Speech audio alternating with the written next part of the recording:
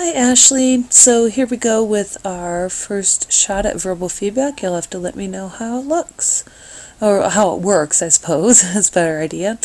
Okay, you have a unit overview, and then your first lesson plan. So choosing a famous person in American history to research and write about. And I see that you're tackling ninth grade standards. Working on the assumption that kids know what point of view is. I think that's a good assumption to make. And then you're going to work them towards descriptive and expressive language to engage the reader. Excellent, sounds great. Okay, I like the fact that you dug through the standards into the evidence outcomes, so looking for a lesson plan, specifically where the kids learn how to write in such a way that they can engage and orient the reader. Excellent. Hold on while I scroll a little bit. Whoops, hold on. Okay, alright. Let's look at okay, good. Essential questions for global. How do we experience the world? Oh, that's an interesting question. Good. And for the content area, why does descriptive language make writing more appealing to the readers? Excellent. Nice questions. Well aligned. I like those. Your students will be able to use descriptive language and identify its use in their own writing. Good. Nice. Clearly defined. I think student-friendly language. Then they'll understand how to go about writing a narrative from the perspective of someone else. Okay, excellent. That actually sounds pretty interesting. Okay, scrolling into the assessment section. All right. So, formative assessment with verbal review, visual check for understanding. Excellent, good. And your summative assessment, students can recognize descriptive language in their own writing. Okay, nice. Well aligned. I like it so far. Cool. As far as your learning plan, I like the fact that you're thinking about differentiation before I was even requiring it. I think that's a good way to start up. And your learning activities. Let's see, head note. Oh, okay, they've already chosen and researched a famous person. Oh, good for you. So you're just going to tackle the writing portion. Good, because that's the focus of the class. I'm glad that you're doing this. Okay, daily objectives and the warm-up. All right. Today we're going to learn about writing a narrative from the perspective of someone else. And, oh, look, you're going to do a guided group think for them. Okay, excellent, great. Think of a place that makes you happy, using some really good imagery questions. Ooh, this is intriguing, Ashley. I like it. Good. All right. And then immediately moving from that into writing in silence while I play calm music. Oh, Ashley, nicely done. I like that. Okay, put it aside but don't lose it. Get out your notebooks. All right. And we're going to look at descriptive language. Okay. Excellent.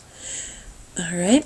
I kind of wonder about this harsh transition here. You may have a purpose for it, but I wonder if you would just ask them, to transition from, writing. Sorry, let me scroll again. To transition from writing into direct instruction, why don't you just ask them, as soon as time winds down, reread quietly to yourself what you wrote, and then think, did you put as much description in there as possible? How would it change if you described it? Well, let's talk about the use of descriptive language. The transitions are tricky. We talked a lot about them last semester, but they're really opportunities to re-engage your students and reassess objectives in in this non-threatening way, just in a really purpose-driven way.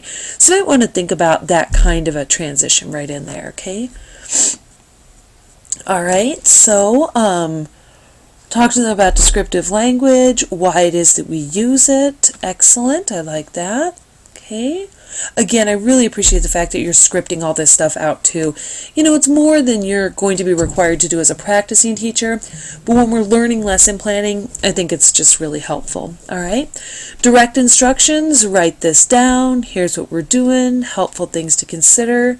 Ooh, create a picture with words by writing about look, smell, sound, taste, feel. Nice. Excellent. Go back to your writing. Underline a part that has appeal to senses. Did you underline everything? Did you underline nothing? Okay, excellent.